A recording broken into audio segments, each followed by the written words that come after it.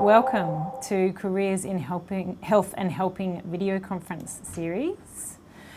So I thought I'd start my talk just by posing the question to all the students about whether or not they've ever been scared that they feel too young to be deciding what to do for the rest of their lives.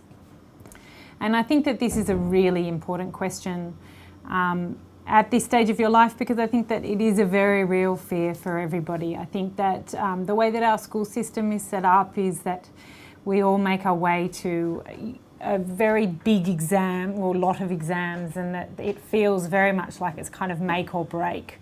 And I guess I'm here to say that I don't think I knew exactly what I wanted to do when I finished school, and that it didn't get in the way for me.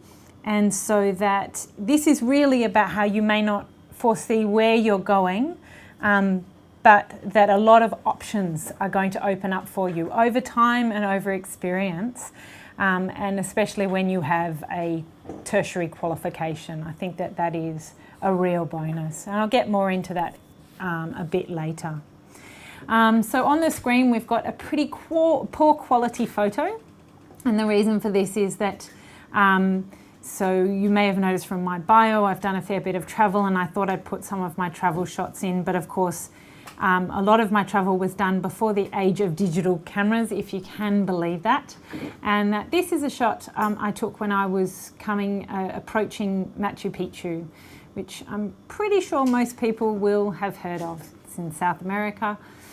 And this was something I did a very long time ago, and I guess I've put this photo in this part of the presentation because I really wanted to sort of talk about destinations and knowing where you're going and whether or not you're able to see where you're going. So when I took this photo, if you can see the clouds on the sort of right-hand side of the screen, just before I took this photo, it was shrouded in clouds, could not see a thing, and felt very much like it was sort of a bit of a letdown. This is what we were really sort of being excited about, and now we weren't knowing where we were going. But then it did clear, we suddenly saw it, and we felt a lot better about that, and that's part of all of this journey. That's what I'm here to talk about. So I left school. At school I was pretty focused, not entirely all the time, but pretty focused. But of course I left school not having a very clear idea what I wanted to do. I did quite well at school, and I think that one of the most important things for everybody is to try as hard as you can at this stage, because you are going to this is going to set you up for the future, and that you may not know what you want to do, but that as long as you put sort of as much effort in, it's going to open opportunities left, right and centre. So that when I left school, I thought maybe a chef, maybe I want to be a chef. That's a good, and of course at the time you didn't need a TER for that. I don't think you do now, but and I did do the HSC when it was TER, so a long time ago. But that I wanted to be a chef for a while, and then I thought, I'm not quite ready. I'm not quite ready to study. And so that I decided to travel.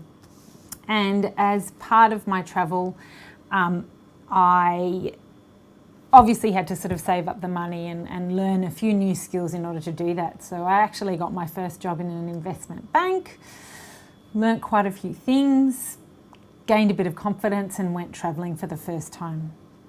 And that was a really good decision for me at that stage. I really loved it. I saw so many countries that I never would have otherwise seen, and I just experienced things I never thought I would experience. And so after that travel, I decided when I came home that I didn't want to be a chef, but I probably wanted to do something to do with health, and I thought very interested in food, maybe nutrition. And so I studied nutrition. But I didn't study nutrition full-time until the end of it. I studied nutrition over a number of years, and in between I really took a lot of time to travel a lot, live overseas, experience other cultures, really just sort of experiencing what was out there and feeling kind of young enough not to take on too many responsibilities, which I think was a great thing for me at that stage in my early 20s. And so I decided to do a nutrition course. I did it through a private college. I didn't do it through the university because I compared what they had in terms of the subjects they were covering, and I really thought it would suit me more to go to a private college at the time, and so I did, and really enjoyed the study I did. As I said, I also travelled the world. I made new friends. I had exciting experiences. And then I came home and I decided that after that travel, I thought maybe I want to run my own business. And I think in Australia, what we're very, very lucky with is that we can set up our own opportunities. You can create your own opportunities. I think increasingly in our lives, you're able to work with your own opportunities, and that it's great. You know, it's a good idea. The government supported me to set up this business. I ran the business for a while. It was a really good learning experience. I didn't continue with the business, but I have always felt that I could pick it back up if I wanted to. It was a business in food and cooking and nutrition and all of those things. And so I really enjoyed that. But I decided that, you know, maybe I wasn't ready to run that business on my own, and maybe I wanted to try a few other things. And of course, I also decided that maybe I wanted to travel a little more. So that I went out and travelled, and interestingly also sort of lived in London several times and worked in corporate finance when I was living in London, which I thought was very exciting. I was on what was called the trading floor of several large banks.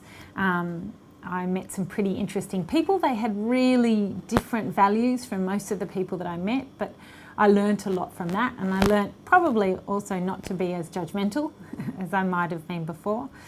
But I did get to the stage in that arena where I felt that maybe that wasn't where I wanted to be, because in the long run, I really had to look inside and think about what's important to me. And what was important to me was not just making a profit, etc.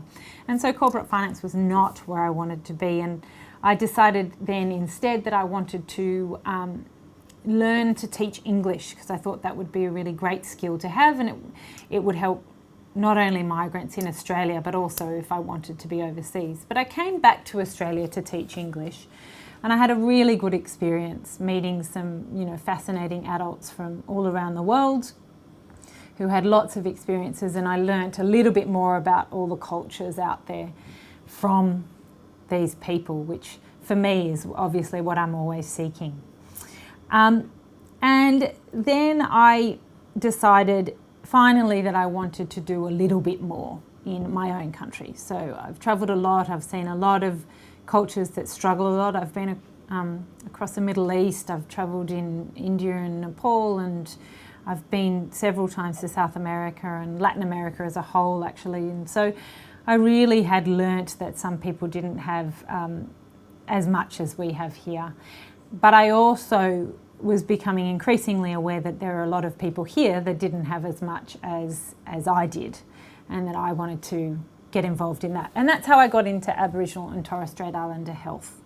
And that's really, so I have a nutrition background, and this is when I started to really work in the health sector. So for me, it was important that there was a real need that I was fulfilling.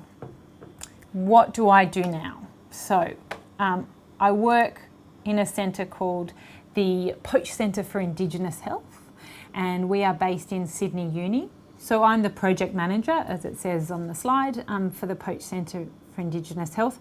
But that, in order to sort of get into this, it wasn't that I moved straight into that role. And what happened was that I decided that it would be an interesting place to work. I saw an ad on the uni website. I applied for the job, I went for the interview, and I got the job. But the job was administrative at first. And so a lot of my work was very much organising different, people to do things and go places and all of that sort of stuff.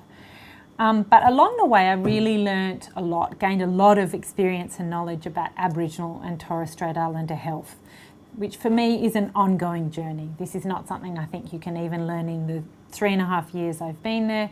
I think it's probably going to be for the rest of my life, but that I'm really willing to keep learning, and I'm very interested in it.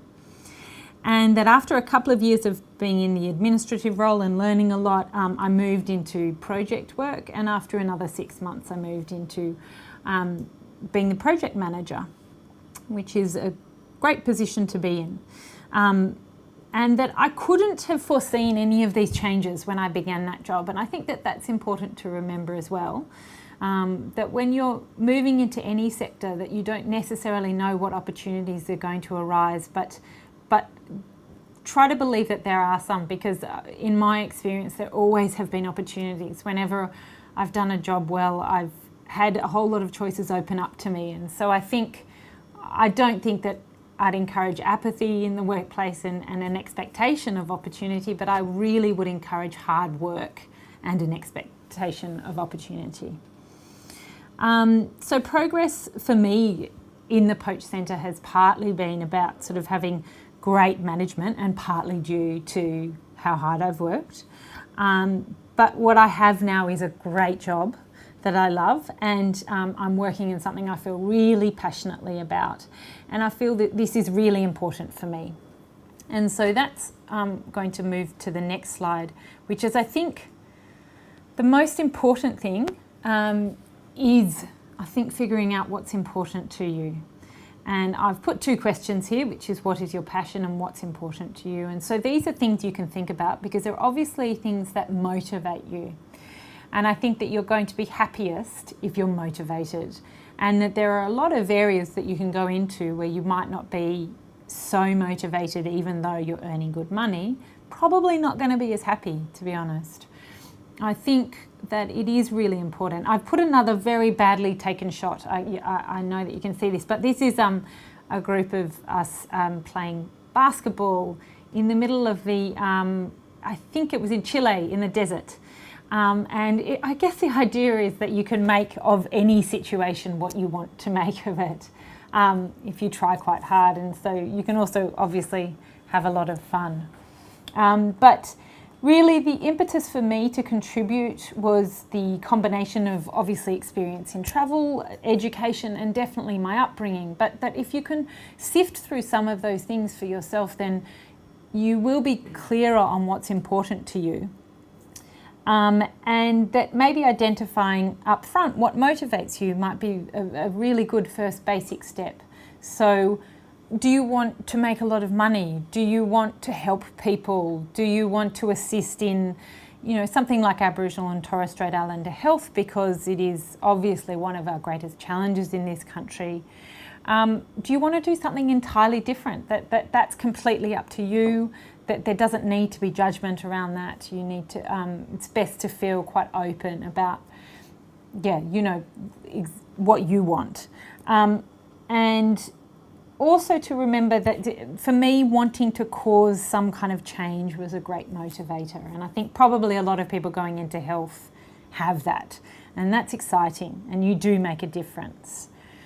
So looking carefully at your passions and motivations is a great sort of first step.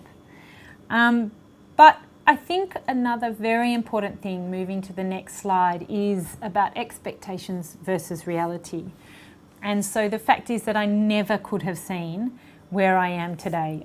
This photo was taken in some Argentinian highlands. There was a school, you can see the school building on the left.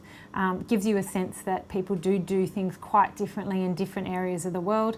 This is 3 little boys who went to the school, obviously quite excited, wearing what looks like lab coats. So I'm not sure if they're planning to be scientists or if they just, that was their school uniform, probably the latter. But that there was a sense of people getting excited and education really being at the heart of everything. And I think that's very, very important to come back to. So the current picture that I find myself is different where I thought it would be. But I think it's been born of very diverse experiences and opportunities. And sometimes doing something is the best way to figure out that you don't want to do it.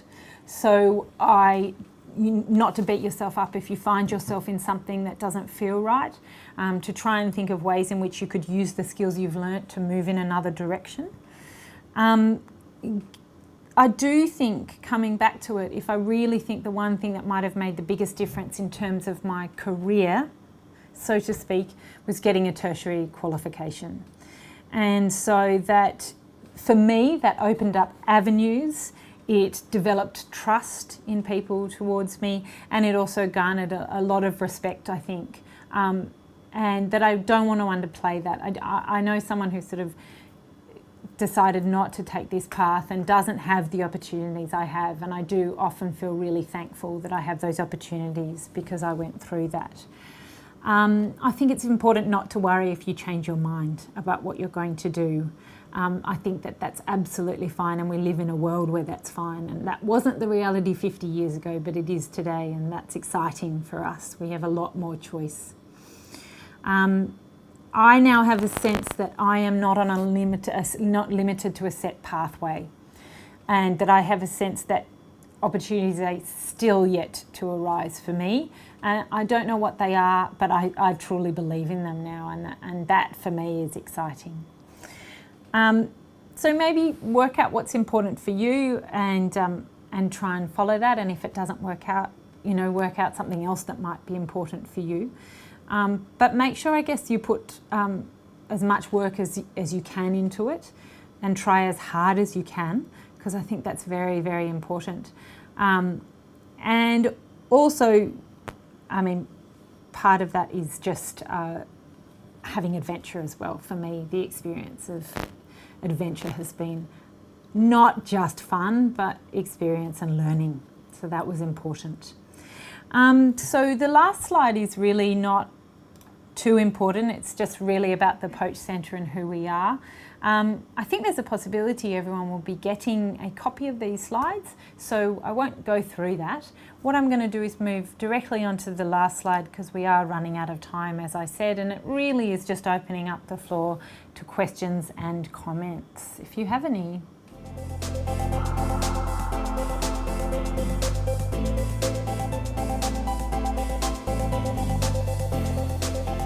I work in Sydney University in the Camperdown campus, so I work in the city, but I travel fairly regularly, and we travel out to rural and remote communities, so work with individual people.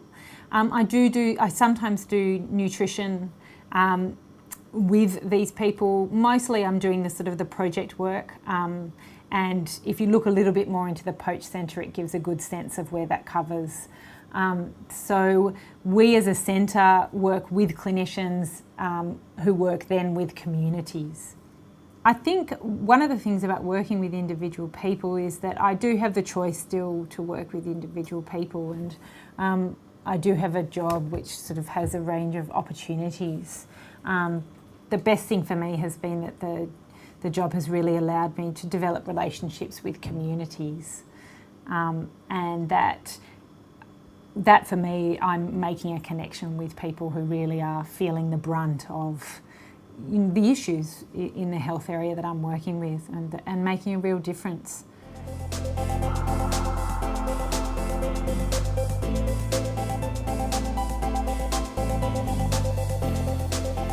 So I did mention before that I didn't do nutrition through uni. At the time that I studied it, there was either dietetics at uni or there was nutrition through private college.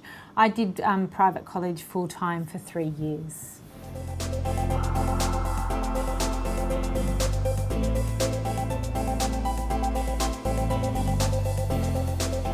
For me, it absolutely was, because a lot of my travel was to probably poorer places in the world, where I saw Indigenous cultures that didn't have the opportunities that everybody else had.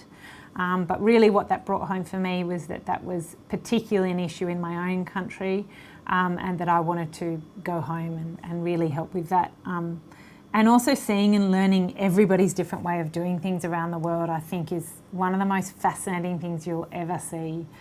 And I'm truly grateful for spending that time travelling around.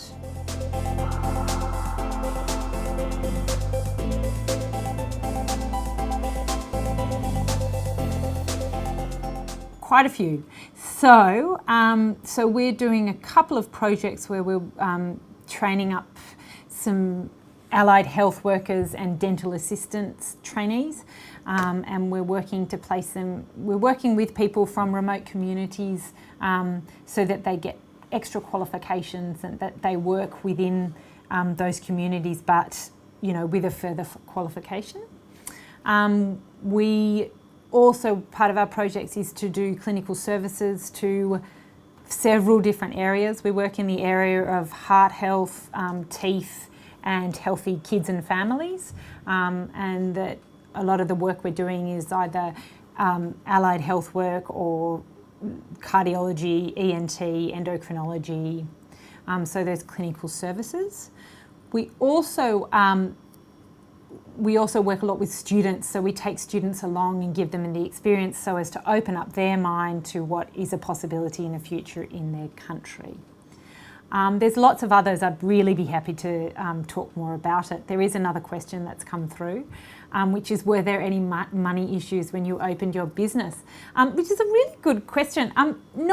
Not really for me, but I think if I'd wanted it to grow into I did have a part-time job as well at the time, but that was encouraged because I was on a government funding that encouraged you to have a bit of part-time work and also work on a business. So for me, that was really excellent. But that I knew that if I'd wanted to go further, I probably would have needed a bit of money, but I also would have needed more people and to sort of grow the business. And so I think a business that you run is probably going to have some sort of financial challenges in the first couple of years, but that if you've got a great idea, you're more likely to get more people interested.